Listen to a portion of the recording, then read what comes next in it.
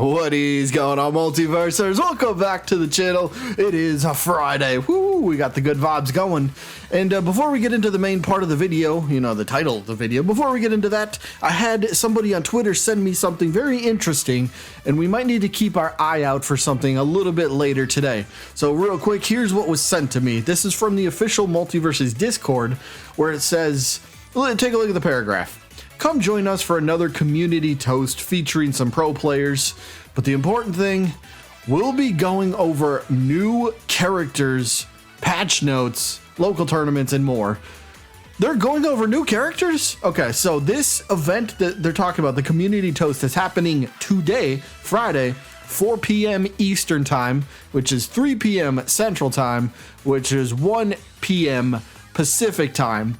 Today, we could be getting a somewhat of a sneak peek or an official announcement for Season 2, so keep your eyes and ears peeled for that, because there could be something.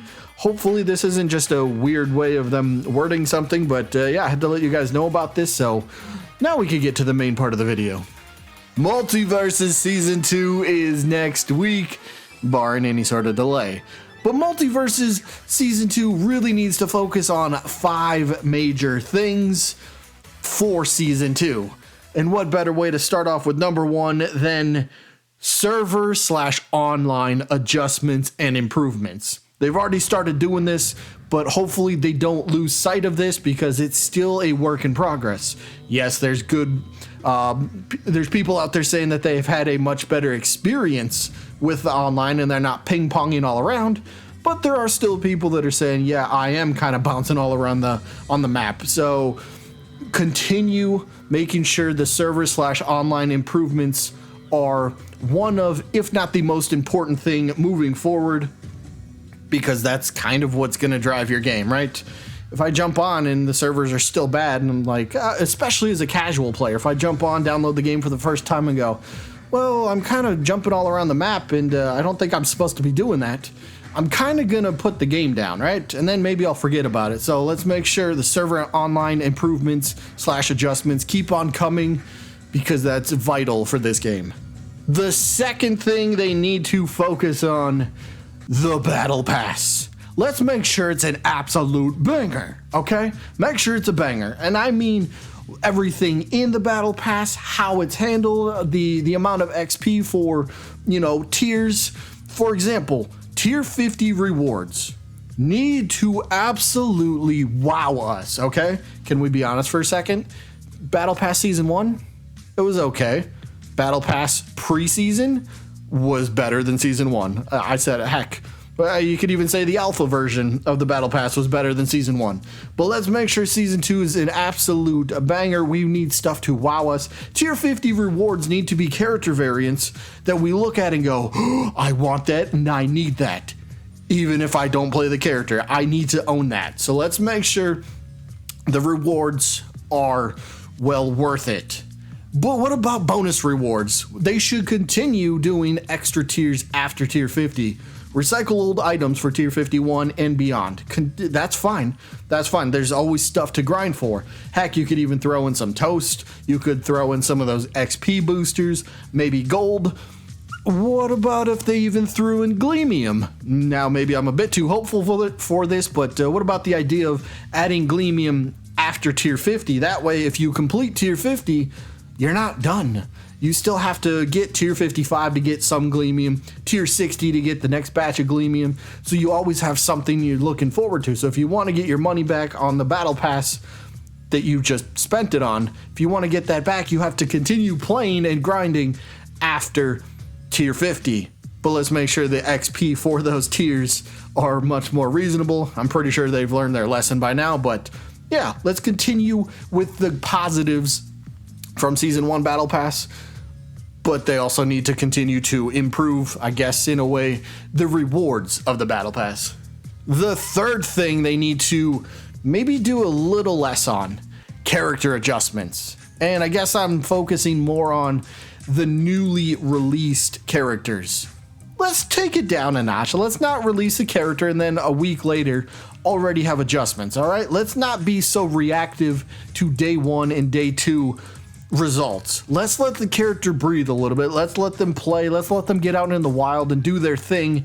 And then after 2 weeks, after 3 weeks, then they can go, all right, here's what needs to be adjusted. So maybe dial back the new character adjustments, because it's kind of weird to release a character then immediately go, oh, 1 week later now we have to buff 5 different things on them.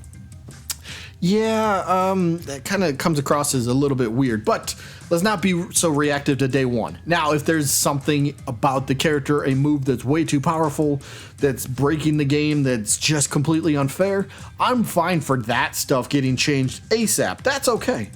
But let's not just go, oh, his forward air has some kill power to it, that needs to be nerfed. Nah, I don't think so. Let's not rush to that type of stuff. Let's wait till the character's out there and does some stuff, right? Let the new character be tested for more than one match before we make some of those adjustments. So yeah, I guess character adjustments in general, new character adjustments. Maybe reel that back just a little bit. The fourth thing that they need to make sure is absolutely amazing: the new characters. That is what people are going to pay attention to more than anything. Who is the new character for this update? Who are the characters coming for this season? We need to make sure that the players are getting at least some requested, highly requested characters. For example, consider this. The game Multiversus was officially revealed almost one entire year ago.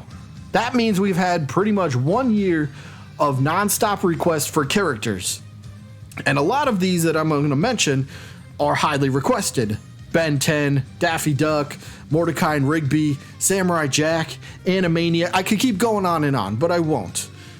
But let's make sure, now that we've had 1 year of the developers listening to the highly requested characters, let's make sure Season 2 has at least 1 or 2 of these characters. Because let's face it, if you get your Dr. Evil from Austin Powers, or you get somebody from the Goonies, or if you get, Auntie M from The Wizard of Oz, those are going to be characters people look at and go, nobody's requesting this. Why are they in the game over characters like Ben 10 or Daffy or Mordecai and let's make sure that our voices are being heard, from a developer standpoint. They've had a year.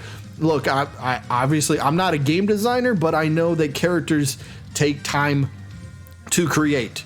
So once the game was officially revealed a year ago, I'm sure they were taking notes. In fact, Tony has told us on Twitter they were going off an unofficial poll on Discord, on Reddit. He told us that for a fact. And characters, like I kept mentioning, Ben 10, Daffy Duck, Mordecai and Rigby, Animaniacs, they were at the top of these polls. And if characters on average take about 4 months to complete one character, they've had plenty of time to build up maybe a couple of these. At least start the planning process a year ago and then build up to releasing them sooner rather than later.